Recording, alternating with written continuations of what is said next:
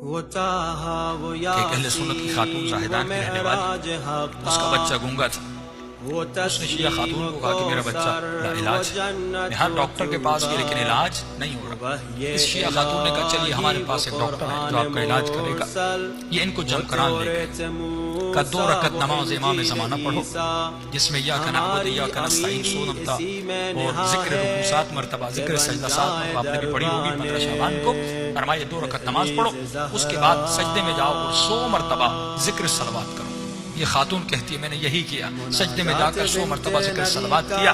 اب میری آنکھ لگ گئی، مجھے نیند آ گئی۔ خواب کے عالم میں کیا دیکھتی ہوں، پورے جمکران میں مجمع لگا ہے، بھیڑ لگی ہے، اس مجمع کے بیچ میں ایک نورانی چہرہ ہے۔ میں سمجھ گئی یہ وہی ہے جو میرا مسئلہ حل کرے گا، یہ وہی ہے جو میری مشکل کو حل کرے گا۔ لیکن میں بات کرنا چاہتی تھی، جیسے میری زبان پر تالے لگ گئے۔ میں بات کرنا چاہتی تھی لیکن پورا وجود میرا کانپ رہا تھا، کیسے بات کروں۔ ایک عجیب ہیبت میرے وجود پہ طاری ہو گئی۔ ایک مرتبہ اس شخص نے مڑ کر دیکھا کہ چہرہ چاند کی طرح چمک رہا تھا۔ انہوں نے کہا خاتون اپنے بیٹے کی شفا کے لیے آئی ہو؟ میں نے کہا مولا شفا کے لیے آئی ہوں۔ کہ تم نے نماز پڑھی؟ میں نے کہا مولا نماز پڑھی۔ کہ دوبارہ نماز پڑھو۔ کیا کرو؟ دوبارہ نماز پڑھو۔ میں نے کہا مولا ایک دفعہ پڑھی، کہ دوبارہ پڑھو۔ کہ جیسے میری آنکھ کھلی میں نے وضو کیا، 2 رکعت نماز پڑھی، اب سجدے میں گئی۔ اس کا فلسفہ سمجھیے۔ فرمایا جب پہلے نماز پڑھی تھی تو شک تھا، ہماری دعائیں کیوں نہیں قبول ہوتی؟ ہم کربلا جاتے ہیں، شک میں دعا کرتے ہیں۔ دعا کرنے کے اپنے آداب ہیں۔ اگر مجھے وقت ملا اگلی مجلسوں میں آداب دعا بتاؤں کہ دعا کرنے کا طریقہ، دعا کرنے کے آداب ہیں۔ جب دعا کرو تو کیسے کرو؟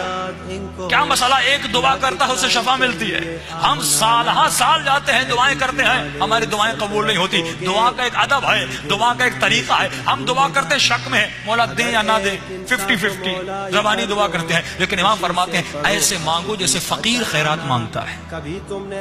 کچھ ایسے فقیر ہیں دروازے سے واپس نہیں جاتے جب تک آپ ان کو خیرات نہ دیں۔ فرمایا ایسے فقیر بن، اتنا کھڑکا اتنا کھڑکا۔ امام نے فرمایا جو دروازہ کھٹکھٹاتا ہے پہلے یہ بتا اس گھر کے اندر کوئی ہے کہ نہیں۔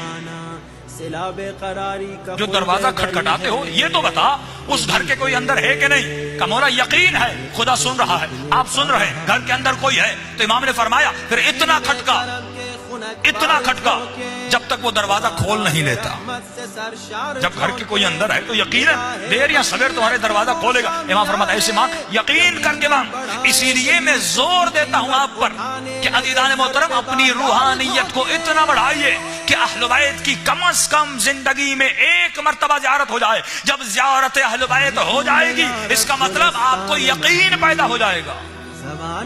ابھی ہم علی ولی اللہ کہہ رہے ہیں، امام زمانہ کو مان رہے ہیں، امام حسین کو مان رہے ہیں، لیکن یقین کب ہوگا؟ جب یہ آنکھیں امام کی زیارت کر رہے ہیں، جب یہ آنکھیں وجود انور امام زمانہ یا امام حسین یا مولا علی یا رسول خدا کو دیکھ لیں۔ کم از کم کسی کو دیکھیں تو صحیح تاکہ یقین اور مقام اطمینان پیدا ہو جائے۔ کیوں حضرت ابراہیم نے کہا اے خدا مجھے زندہ کر کے دکھا؟ کیوں امام کے اصحاب نے کہا کہ مولا ہم دیکھنا چاہتے ہیں آپ کس طرح مردوں کو زندہ کرتے ہیں، لیطمئن قلبی، تاکہ قلب مطمئن ہو جائے۔ تو اطمینان قلب کے لیے ضروری ہے کم از کم زندگی میں 1 مرتبہ بھی اپنے مولا کی زیارت ہو جائے تاکہ یقین ہو جائے۔ فرمایا اس کو شک تھا، امام نے کہا دوبارہ نماز پڑھ، کیونکہ اب جب دوبارہ پڑھا اس نے خواب میں دیکھ لیا کہ کوئی ہے سننے والا، کوئی ہے مجھ سے باتیں کرنے والا، کوئی ہے میرے درد اور تکلیف اور مصیبتوں کو سننے والا جس کے ساتھ میں اپنی مصیبت بانٹوں۔ ایک مرتبہ نیند سے اٹھی، وضو کیا، جب دوبارہ نماز پڑھی، اب یہ خاتون کہتی ہے اب جب میں سجدے میں گئی میں نے 100 مرتبہ صلوات پڑھی، بس آخری صلوات کے قریب تھی، ایک مرتبہ میرے بچے نے مجھے اٹھایا، اماں اٹھیے مجھے پیاس لگی ہے، مجھے بھوک لگی ہے۔ روح بشر پہ یہ احسان مہدی، یہی آخری ہے تمنا فلک کی، دم ناز آ جائے سرحد